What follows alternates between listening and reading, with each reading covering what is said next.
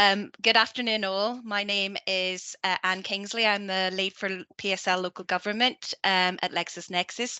I'm delighted to welcome you to our latest instalment of the Local Authority Insight Series in association with Local Government Lawyer, focused on local authority constitutions.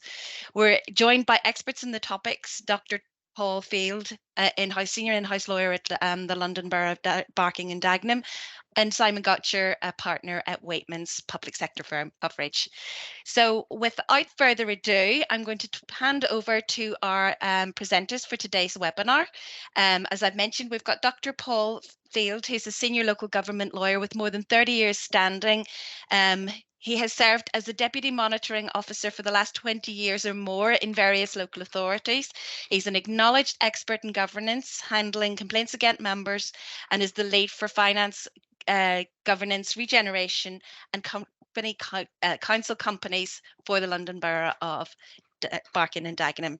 He's joined by our public sector expert in private practice, Simon Goacher, who has been a partner at Waitman's for the last 10 years, but prior to that was lead lawyer at two unitary authorities. He has been an expert for many, many years, covering and advising on issues with members, governance, complaints, and constitutions. So I'm going to hand over to them and open the discussion by asking them a conversation, the conversation starter: how important or relevant are council constitutions when resolving governance issues? And I think that's over to you, Paul, first. Thank you, Anne. Thanks for a lovely introduction for us both. Well, the starting point is you've got to have a constitution. The Local Government Act 2000 as amended, section 9p, says that you have to have a constitution, and it further sets out that there are necessary aspects to the constitution. The key ones you would obviously be looking for is your standing orders in terms of conduct of the council. You have to have the code of conduct within the constitution, and it's also the law. You have to have standing orders or financial regulations for the finances of the authority. In reality, the government issued a model constitution back in, I think it was about the year 2000, and pretty much every local authority follows that outline, if in a sketchy point of view, at least general headings. So you'd expect a constitution to have a summary that would give you a basic introduction as to what type of council that you were dealing with. There could be a council, could be a mayoral authority, it could be a general manager authority, or it could be, as we call it, the strong leader and cabinet, which is the one that I'm familiar with, and the one that you'll find mainly across the United Kingdom of England, to be precise. You're going to have what they call an articles, which will set out who does what, references in terms of references of the various council committees. Most councils you will expect to find planning committees, assuming that they've got the planning function, of course, but you'll normally find there'll be a cabinet or executive, you should call it, quasi-judicial functions and functions that are not permitted to be carried out by the cabinet. Now, the way of telling what should or not be carried out by the cabinet is set out in regulations made by the 2000 Act, more specifically the Local Authority Functions and Responsibilities, brackets England, end of brackets, regulations 2000, which have helpfully been amended so many times that I would just recommend you look it up on LexisNexis for an amended copy. It's hopeless looking at it on any other source because there's so many amendments. You'll just go around and around in circles. And the point really is that some functions are carried out by council executives and some specifically can't, and some functions can be carried out by executives, and some have to be decisions of full council, and you have to reference the schedules to be sure of that. Key thing to be borne in mind is that the way governance tends to operate now is assume that a matter will be dealt with by a council's cabinet unless it isn't. And what do I mean by that? Well, anything quasi-judicial will not be dealt with by a cabinet because, as people will know, or news anyway, the leader selects the cabinet, and therefore, in pretty much all cases, the ruling party will have a word or a say in who the leader is, and that will be elected by the council, and the leader will select the cabinet members, and they're likely to be all of one party. And for that reason, you don't have to have political balance for the cabinet, and whereas if you're doing quasi-judicial matters, you have to have a politically balanced committee. What else have you got? Well, you've got also called a scheme of delegation. It will list the various functions of the chief officers and what their functions are. For example, chief executive, the chief finance officer, as examples, and there will be others such as the director of education, director of children's or adult services, and normally you will have a director of public health and other ones which could be. We tended to move towards local authorities having things such as managing directors or directors of resources. So that's what you've got. In terms of reference, will tell you what committee should be dealing with what, and that's your basic starting point. You can look upon the Constitution really as being an owner's manual in the same sense as if you buy a car. I don't know if you've experienced getting a car recently, but certainly my Volkswagen has got a book about that thick just on getting it. You can't read it when you're driving along. You can't read these things when you're driving along. So I certainly say to any practitioners that are getting involved in matters to do with governance of the authority, is you've got to put some time aside to read the Constitution and get some familiarity with it, because the last thing you want is to be asked something in the middle of a meeting and really not know what the answer is. So beware, particularly of issues such as quorums. That's what I would say. Simon, do you want to say something? Thanks, Paul. Yeah, I mean, I think one of the issues for me when I worked in-house, and it's probably the same now that I'm advising local authorities externally, is really getting engagement in councils about governance issues before they're almost forced to engage with them from a sort of crisis point. And I think the Constitution is, as you've said, a sort of key document, but actually not many people within the organisation engage with what it says and what it means in terms of decision making by councils. So an example I give is when I worked in-house in my last job as monitoring officer, we were carrying out a review of the Constitution. And when I went to the leaders briefing where that was being talked about before the council meeting to consider the changes, the introduction the leader gave to it was, "This is the boring bit that only the lawyers ever get interested in."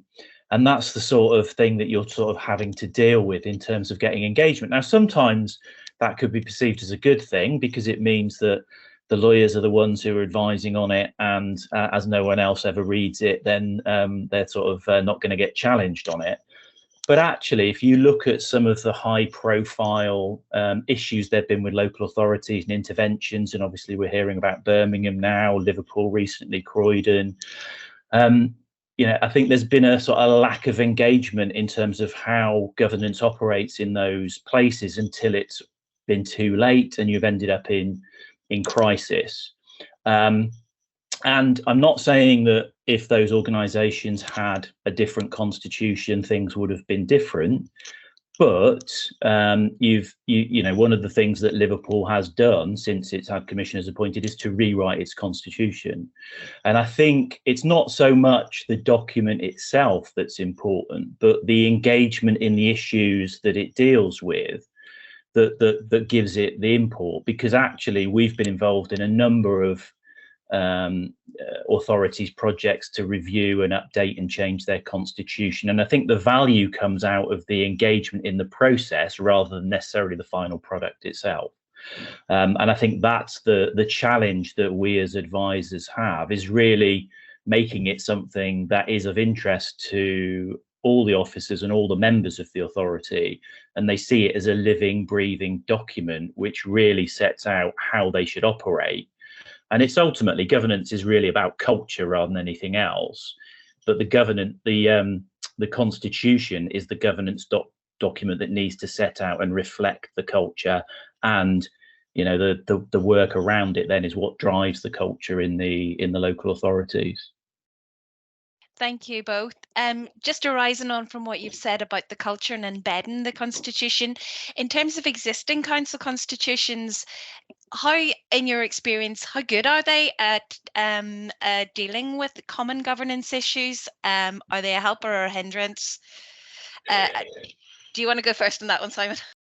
Yeah, I think it's really difficult. I think, as Paul said, I mean, what we've got really stems from the 2000 Act, and that was a massive change in the way that local authorities operated. We moved from the old traditional committee system to the new mostly leader and executive model of governance.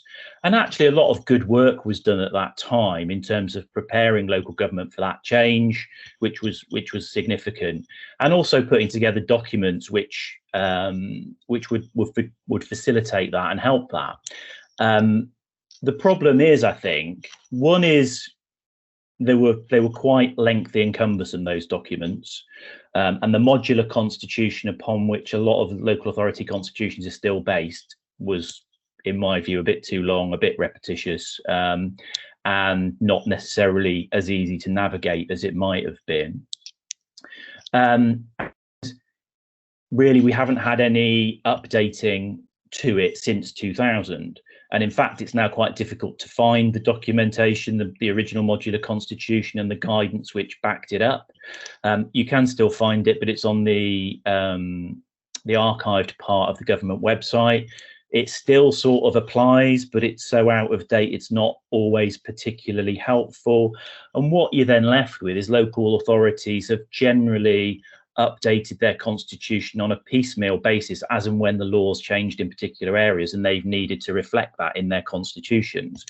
And you end up with a bit of a hodgepodge, to be honest, of constitutions which are usually several hundred pages long, and often are written in different styles, don't cross-reference all the time effectively, and it's really difficult. And I think because local authorities are stretched for resources, it's actually quite a big project to review and update your constitution, radically, rather than just adding to it as and when you need to. And I think that's why we've been left in a situation where they are of very variable quality.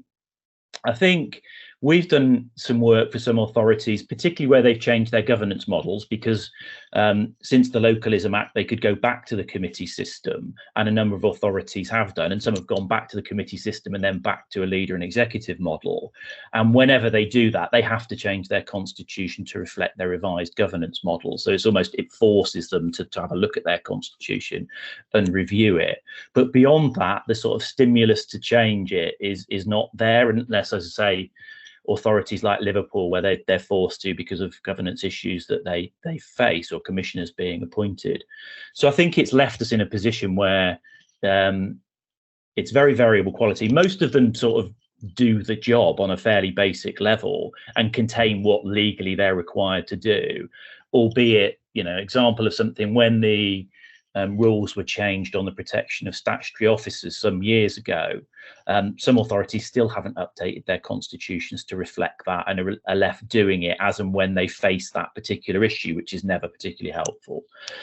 So I think, in an ideal world, every year at least local authorities would be reviewing their constitutions, and if they weren't fit for purpose, updating them. But actually they don't necessarily have the capacity and the resources or the will to do that. And as I say, we're left in a bit of an unfortunate position that it tends to only happen either when there's a change of governance model, which means they have to do it, or they reach a crisis point which forces them to do it. And really it would be better if they were doing it proactively ahead of any of those challenges. Paul, is there anything you want to comment on? Well, Simon's pretty much outlined it. Certainly, it is the case that when the rules were changed for dealing with disciplinaries of the statutory chief officers, I noticed that nobody was really clear how to get this change in terms of the employment rules that you would need, and at the same time take into account what the JNC had to say about it as well. And you're absolutely right that nobody ever imagines that they're going to want to dismiss or discipline their chief officer until it happens. And what we're witnessing now, I mean, certainly in the crisis, I think everyone would agree that there is a crisis in local government, is the blame is being pointed firmly at the chief officers. You know, you pick up these best value reports, they're just simply saying officers didn't keep the members informed.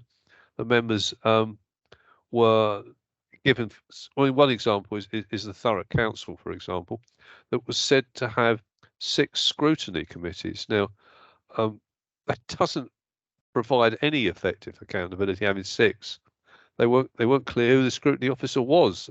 That was another comment that was made. So I think you have to be realistic about creating something that's actually workable. I'm kind of thinking, you know, I haven't seen Top Gun Maverick at all, where Tom Cruise throws the pilot operating manual in the bin, and there is the story of the Europe. It would have been the A320, I think, that was coming down in the sea recently, and they actually had a page on what to do in ditching it in the sea, but it was page 14. They didn't get down to it before they went into the water. And as Simon says, it's no good referring to the Constitution in a crisis. You need to practice, I think, really, you know, issues that are likely to come up and be familiar of where they are. And you know, something actually like the old school chairman's action. You need to know things like that. What do you do in emergency action when you actually haven't got time to call an extraordinary meeting of the cabinet or whatever? What are your urgent action things? They are the things I'd say to people. If you want to learn something, you want to think about some models and do some exercises, and then that helps you test whether or not your constitution is working or not. Because, you know, the greatest will in the world, you don't know how good anything is unless it's tested. And that's not something that you can get by thumbing through and saying, oh, hey, well, let's see what Westminster's done. Generally, I mean, anything that Westminster does is going to be pretty good anyway, but it's how workable are these things in a crisis? And one of the things that we got here is we've got the Constitution in a PDF form, and the advantage of that is you just go to the magnifying glass icon and click it. At least that'll give you a list of relevant parts in the Constitution, because believe me, I don't know where everything is all this crisis. I need to check it myself. Which is why I made the point about quorums. These are the kind of things that crop up. Have we got a quorum for a meeting? The quorums vary according to the number of people that attend meetings. So I think the most useful thing would to do some case studies that you can get some people around, you know, not just the lawyers, but the democratic services officers too, and run some scenarios past and have an exercise. Imagine a crisis. If you, what would you do? That's what I think on the matter anyway. Thank you both. In terms of if you were to sort of undertake a proactive evaluation of your council's constitution, can I ask you, is there any sort of set process or legal points that need to be considered and dealt with as part of that process? And any best practice tips for reviewing your council that are not legal, that is just really practical and would make everybody's life easier if you did follow them? Sorry, I should have said, can I hand that to you first, Paul? That's okay. Thank you. Well, I think you've got to have buy-in on any changes. So when I was revising the constitution for the East London Waste Authority, I had buy-in with the managing director, and the managing director is a great guy. He's very interested in, you know, making sure that the organisation involves 4 local authorities which act together as joint waste authority.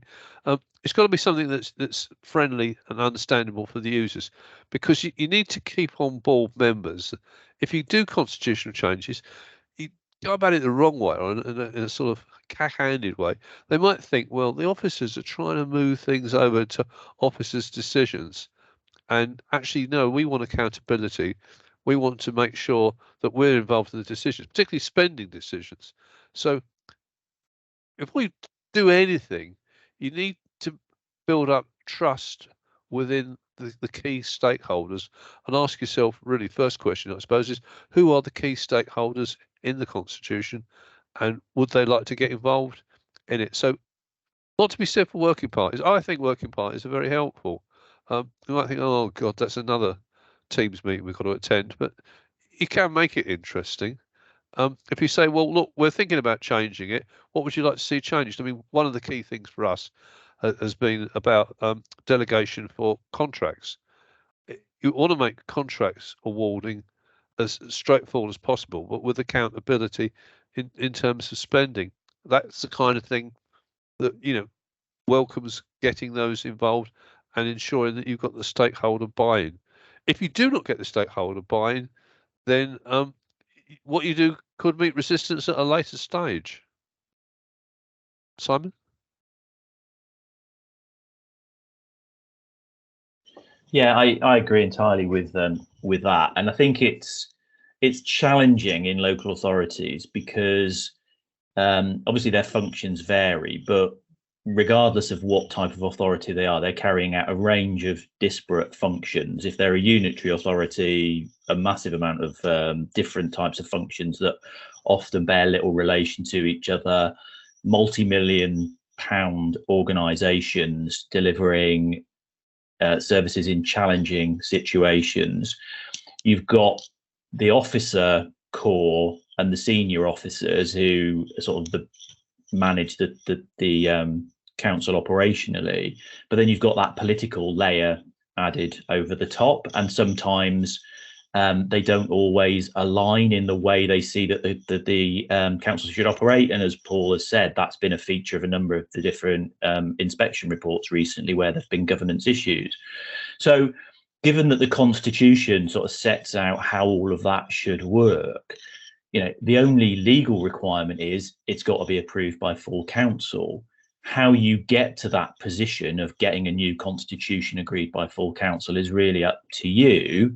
But you need to ensure that when you do get to full council, you're not going to get all the councillors popping up and saying, hold on a minute, what's going on here? What are you doing? So you need to get their buy-in and engagement at an early stage. The way that most councils do that, in my experience, is through a cross-party working group of members who are sufficiently senior and interested to sort of carry the process forward, and they'll almost then champion the new constitution amongst their fellow councillors. And you would hope to get into a position that once you got to full council, there was very little debate or discussion because everybody was comfortable with the process that had led to the new constitution coming forward.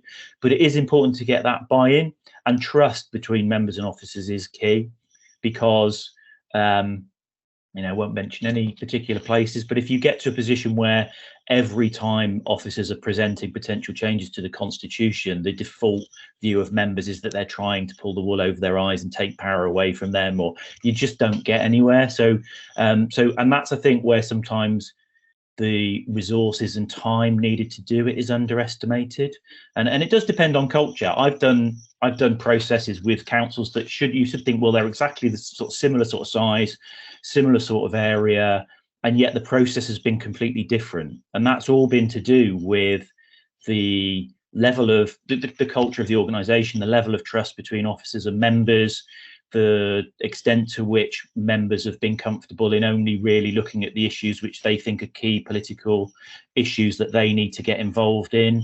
So I think there is no one size fits all answer. You have to tailor it to the culture of the organisation that you're dealing with. But the key to that is getting buy-in as widely as possible into the process and into the product. And actually that then helps you to embed it culturally within the organisation when it is adopted. So I think that's really important. But given how busy everybody is and how much other stuff they have to deal with, it's not easy to get that sort of capacity built into the process with organisations, and that's where you have to, persuade them sometimes of the importance of it and what they're going to get out of it at the end, which is a better governance culture and a better run organisation. Thanks very much for that. Just as a rule of thumb, if you were to embark on a project, what would be a reasonable time frame within which you could expect to achieve? So say you're not in crisis mode and you do have time, how long would you sort of plan for this process to take? I'd say 6 months. Yeah, I think that's right. I think it does vary. I think 6 months should give you a good chance of doing it, as long as you've got the capacity within that 6 months. And you can do it quicker if you've got a particular deadline and you need to do it. And it does also depend on the scope of the review, because you can, you can do a full scope, a full rewrite of the whole constitution, or you can focus on particular bits of it. But I think 6 months is a reasonable time, and then a bit of time afterwards to build in for training and sort of getting it out to the organisation. I think what you can find is, particularly in the Constitution, they will stick at the end, revisions. So some revisions can be done by the monitoring officer. Reality is, anything that has any bearing on the democratic function has got to be paraded before full council, because if you do one thing that members think you've gone too far in terms of reserving powers or officers' powers, and then treat everything with suspicion, and that is not very helpful. And the other thing that I just kind of flag up on all of this is that if it's not broken, don't try and fix it. So there can be a temptation to just go through these. I'll give you an example, actually. I had to go through the Constitution when we left Europe. It's surprising how much there were bits and pieces of European reference everywhere, and it can take a bit of time to do that. So these things can be brought upon you even if you hadn't really minded, I've got to revise the Constitution. Well, actually, unfortunately, you have, just as no doubt when the public contract rules get changed again, as they will, you will have to change these things whether you like it or not. And I always say that these are opportunities to get more powers delegated down, providing you do it the right way, because this is one of the things about the organisation, is it really should be having members' accountability for things that matter, not for things that don't actually need to be paraded before members. And that's one of the issues I think that's happened with governance, is that governance has led in too many cases to members not really questioning or taking part in big decisions because they've got bogged down with smaller decisions. And so again, you've got to think about the strategy of what are you trying to achieve, or how does the Constitution fit in with that. I mean, one of the things that I think we're going to see change is, I would not be surprised if we saw this in the draft regs for the functions responsibilities of having major transactions, land transactions, being decided by full council. I would not be surprised if something similar does not come back again, in terms of, it won't be under this government, I don't know which government comes next, is that large decisions that have consequences will have to go before full council. I think that's going to happen. Otherwise, you take the example of some of the more notorious councils that we've touched upon. They put up council tax from what everyone might expect is 4.99 to 9.99, and one of them to 14.99. Well, how did they get into a situation like that? They got into a situation like that because decisions were made at an earlier stage which really were not properly aired and not subject to the necessary scrutiny and discussion. But I think that scrutiny discussion is more a full council scrutiny discussion, not a scrutiny call-in, because the trouble with scrutiny call-in is it depends upon if someone decides to call it in or not. And so am I a bit sceptical about the current arrangements? I think I am, because you need to have accountability, and that's actually makes the Constitution a living document. If someone goes out their way to draft the Constitution that makes it as difficult as possible to call matters in, that's not really helping anybody. It might be helping the current political cadre in charge, but it doesn't actually give the responsibility and accountability, which I think we need more than ever. because if local government doesn't provide accountability for decisions being taken at a local level, what is the point of people going out to vote? And that is really important, because you talk to the people that come from countries where they don't have elections, where they have, basically crooked governance, crooked ministers and the rest. They're a lot worse for it. So integrity in terms of making sure the process functions is an important part of what the Constitution is about, accountability. Thank you for that, Paul.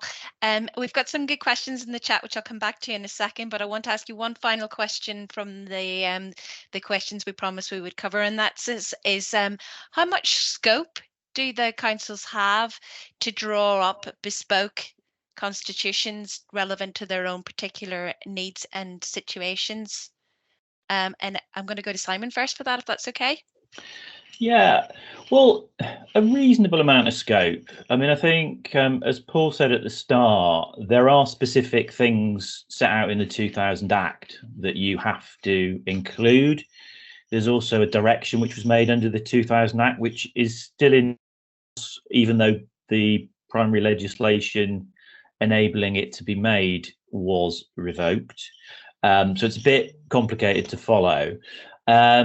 So there are certain things that you have, core things that you have to have in there. But to be fair, I don't think they're particularly controversial, and they're probably things you should have in there anyway. Beyond that, it's down to councils to decide how they structure that, how they include that information. Some councils include information that you don't have to legally have in there, but they might want to. For example, some authorities include their anti-fraud and corruption strategy, but that's not legally required to be in the Constitution. So there's a reasonable amount of scope within a structure. I think the difficulty that councils have, as I say, is when you go to, I mean, we've done a few reviews, and some have been more radical rewrites and restructures than others.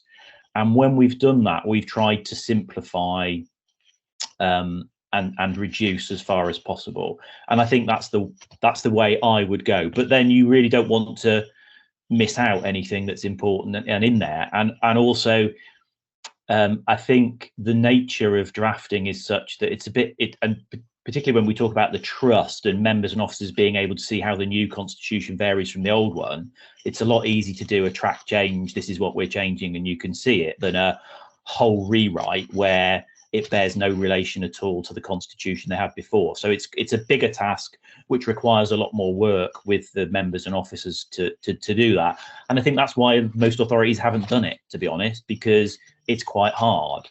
But I think the flip side of that is, as I said at the start, we're now left with constitutions which have been tinkered with, are based on a modular constitution which had some good points, but is not a particularly user-friendly document in the first place. And then you've had bits added to it all over the place, left, right, and centre. And sometimes the people writing it haven't had the time to cross-reference it with the other 500 pages to make sure that their references actually match other references in the Constitution. So there have been a few attempts of sort of organisations to try and almost produce a new version of the modular constitution to help local authorities, but that's not really got off the ground. So you've got a few authorities that have done something a bit of radical, but not many. And I think if you probably not many people, Paul might be like me, I've read and looked at quite a lot of council constitutions. They're usually somewhere between 350 and 600 pages, and they're not particularly easy to navigate. And even in terms of the way they're formatted on the council's websites, some have got links to different parts, some have got PDFs where you can link within the document, others have just got a massive, great big PDF where you're left to your own devices. So even that isn't particularly consistent or helpful if you wanted to go and have a sort of review of what a good constitution might look like. So I think it's difficult. My sort of view is make it as simple as possible. Try and cut out as many acronyms and as many bits of jargon as you can. Cut out the articles because you don't have to have them, and I don't think they make any sense and they duplicate other bits. and really try and make it as plain English and user friendly as possible. And that's the way we try and do it when we work with councils. But even that isn't always easy, because sometimes they're quite wedded to the bits that they've already got and they like. So you know, unless somebody goes out and puts together the money to rewrite a new modular constitution, which is a lot more straightforward, I think we're going to be left with authorities ploughing their own furrow, which you could say is a good thing, because it's left them to them locally to decide what they want. But as I say, that can only be done within the framework of what they legally have to have within the constitution. Paul, is there anything you wanted to add on that? Well, this is the paradox of localism, really. Localism is a pretty meaningless term that has beset, I think, local government, not probably in the way that people first imagined it.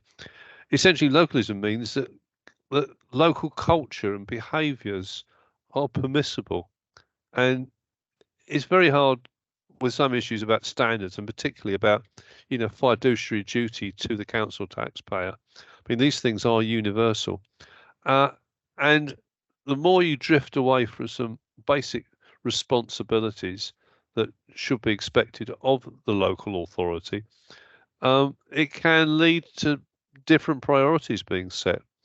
The question I think you have to ask all the time is, how did some of these councils get into the state that they did? Because, you know, they didn't stick to the basics, and the basics are, can we comply with what we're being asked to do as a public authority? We're trustees of the public funds, and these are just basic matters that need to be at the forefront of decision making. And, you know, you're quite right, some of these constitutions go on for 300, 350 pages. I saw one constitution that was in two parts, and I remember years and years ago, you might remember similar things, Simon, when I did education law. We started off with one volume for education law, and I think it's about 8 volumes now of the stuff and all the guidance. So the thing's got to be accessible, and do not rule out, if you're going to change a constitution, of throwing half of it away. You need to be justifying everything should be in there for a reason. And as I say, decisions such as, you know, basics as vires, basics such as financial rules, basics such as notice, basics, you know, there was a council I heard about where someone from the press pointed out that they'd not given proper notice of the meeting. These are the things that really matter. And also, you know, the question really is how much energy do you put into explaining to councillors about basically the book that tells them how to carry on what they do? So there should be, you know, training sessions and induction on the subject as well. We haven't really touched on that, but I think that is really important. As soon as you start as a member, you need an induction. This is the constitution. This is what it means. It's not something to, and the same's true of officers. You know, I get officers ask me, as Mr. T would say, some damn fool questions. You know, we have to love them and say, yeah, okay, and we'll lead you through this. But you know, you'd be surprised that the mystique that sometimes books can acquire, it's not some holy book that's to be opened, you know, at various quarter days by the monitoring officer. It is actually should be a living document. Thank you very much, Paul. That was really helpful. We have had Karen asking whether you are prepared to commit to a sort of describe any particular constitutions as a good example of a good constitution. I will leave that thought with you and come back to you at the end to see whether you're prepared to nail your colours to the mast, and move on to another question, which is about delegation. So this user has said, I always struggle with changes to the constitution that are fully in the gift of the executive. For example, leaders' delegations, terms of references for a committee of cabinet, etc., still going through both governance committee and then full council. I think you can properly write into the constitutions what changes fall out of approval by full council. Do you have any views? Anyone want to jump in with that? Simon? Yeah, I'm happy to. I mean, I think that's right. As a matter of law, the leader is the executive, and the leader has total power to determine how executive functions are dealt with and who has responsibility for making decisions. So normally, I have to say, in council constitutions I've seen with an executive model, it does say actually it's the leader who sets those things out and can make changes to them, but there's a process whereby they are then reported to the proper officer who reports to the council who amends the constitution. So that, in my view, doesn't need to go through a governance committee and a recommendation to full council, because actually they can't make a decision, and you can then get confusion from them thinking they can. And I did deal with a constitution review where a lot of my time was spent explaining to the committee that, you know, the leader was the executive and had the power in law, and they couldn't stop that. So I think actually it would be helpful if your constitution does reflect that, because otherwise it can lead to confusion about who can actually make decisions. And the council may believe they've got a power to say, if the leader says this power goes to this executive committee, they can say no, and they can't. So I think the constitution should reflect what the law says, which is the leader makes the changes and then it's reported for information to council and the constitution's updated. Do you have anything you want to add to that, Paul? Well, I think it's a tricky matter, and that I'm not entirely persuaded that the strong leader model has been quite the success that people have held it out to be. It came in 2007. I think it gives too much power, and it's very difficult to get accountability when effectively the leader has got in their gift the appointment of the cabinet.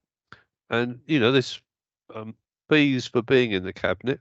So to disagree with the leader may have consequences unless you are successful in organising a coup to displace that leader for another leader. And that's pure politics. It's not the constitution.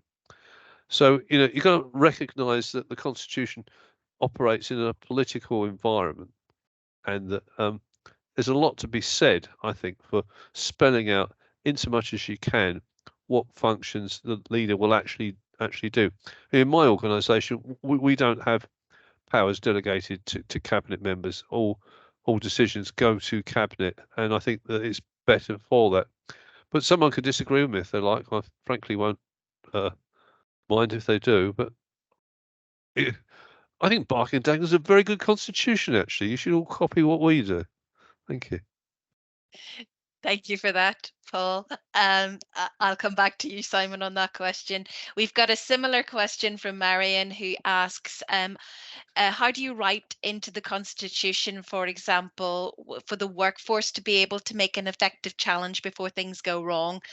For instance, decisions to raise council tax without seeing that the powers are diluted. Would anyone like to vouch an opinion on that one, if that's even possible? I come to you, Simon. Yeah, I think it's the reference to raising the council tax that threw me a bit, because I mean that is a council decision and it's a political decision. I think again, in terms of the officers being able to properly challenge, if that's the right word, work together with members is about culture, and the best run local authorities are the one where there is a strong culture of the way that members and officers work together. And that isn't about them agreeing with everything all the time. It's about a healthy and constructive relationship where they can disagree on things, but where it's clear what is the province of the officers and they should be allowed to just get on and deal with and members shouldn't interfere with, and what is properly a political decision where officers can advise but ultimately members make the decisions. And I think sometimes people struggle with that, and actually one of the good things that the last council I worked for did was they did a whole system of training for officers about working in a political environment. And it was quite interesting because there were some people who actually said, Well, what I don't like is when you make recommendations and members make a decision you don't agree with. And I was like, well, you shouldn't really work in a political organisation then, because that's the way it works. As long as what they can do is within the law, it's their decision. So you have to, and if it is bad governance or wrong, there have to be mechanisms for challenging that. There has to be a strong whistleblowing policy. There has to be a strong monitoring officer, a strong Section 151 officer. And what we've seen with authorities that have got into difficulties is that perhaps the ability of those officers to challenge the governance and decision making has not been effective. Now, there's only so much a constitution can do in relation to that. Most of it is about culture. Some of it is about the individuals who are in those roles and making sure they are actually able to do that, both in terms of their own abilities, but also in terms of the support they will get from the organisation if they do it. So it's difficult. And I think we're seeing at the moment, I've always been a believer that local authorities actually had pretty good governance. But I think we are at a difficult period with everything that's happening, with a bit of a perfect storm created by austerity, followed on by COVID, then a political environment where the sort of national politics and even international politics has sort of thrown up, talking about strong leader, the sort of, well, we don't care what the officers say, we don't care what the law is, we think this is what we should do and we're going to do it. And that's sort of been reflected in some of the things that have been happening at a local level as well. So I think, I was a monitoring officer for about 8 years, and I think I thought it was a difficult job then. God, it's a difficult job now in the current environment. And I think hopefully the things that are happening might cause a shift where actually there's more support given to officers to deal with the sort of governance issues that they're facing. Because I think, the dilution of the protection of statutory officers has also contributed to that difficulty that they're facing. But the answer is not just in the constitution. You can beef up your monitoring officer protocol if you've got one. You can beef up your member officer protocol, but ultimately they're only bits of paper. It's about the culture and the support that the organisation gets and gives. Thank you, Simon. Paul, do you have anything to add on that? I think it will be a worthy subject in its own right to talk about localism and culture, because if you've seen, and any of you have seen the guidance that was issued by the Secretary of State in July on best value, you're talking about a whole number of circles, a Venn diagram, if you like, and we're talking about continuous improvement being at the heart, but leadership and culture are part of it as well. You can't assume just because someone is appointed leader that they're going to be a good leader, and that is something that is difficult, if you like, for the officer culture at times to deal with. One of the things we're witnessing across local government, and Simon's probably sees more of this than I do, is the proliferation of interims. Well, Lord Pickles, or Eric Pickles as he was, pointed out in the case of Tower Hamlets, the problem once you start getting interims in, there's no continuity. People may well find themselves just there for a while. An interim is very easy to get rid of. Now, all the statutory protection in the world is frankly meaningless if you've got an interim and you simply say, we're not going to renew your contract after the 3 months. So out the door, he or she goes. So you have to be clear about these things, that governance isn't just about the constitution, it's actually about culture and behaviours, and that bad behaviours have to be challenged, and difficult cultures need to be changed, and that isn't easy. And greatest respect to a lot of people, I sometimes find the easiest thing to do is actually to leave that authority that's got a bad culture and go somewhere else. Why would you want to fight a battle when your termination is the inevitable outcome? And as much as we've spoken about constitutions and that, there's an old saying for any of you older lawyers who do jurisprudence, as used to be, there's law in books and law in action, and the same is true of the Constitution. There's rules in Constitution, and there's a Constitution in action. And what actually happens is the whole realist point of view is how do things actually function? That's what matters. And changing a constitution will not change how things function. How things function are human relations and behaviours, and they need to be challenged and identified. And that is not something that you'll be able to do by a set of rules alone. I mean, I witnessed the LGA, and people know I'm not very a fanboy of the LGA's model code of conduct. I think it's just too long. You've got the guide and you've got the explanation to it. So anyone who integrates that into their constitution has already added another 50 pages to it. I mean, if you made it unreadable before, you certainly are going to make it unreadable then. That's my views on the matter. Thanks, Paul. And I'm going to come back to you with the final question of the session, apart from Simon's on any model constitutions that he recommends. Samira has asked about standards and councillors' conduct, because I think this is your particular expertise. Does the leader have the right to amend standards and procedures, or does he have any input on that? Although it's not strictly part of the constitution, they're critical in measuring councillors' conduct. No, it's not a role of the leader at all.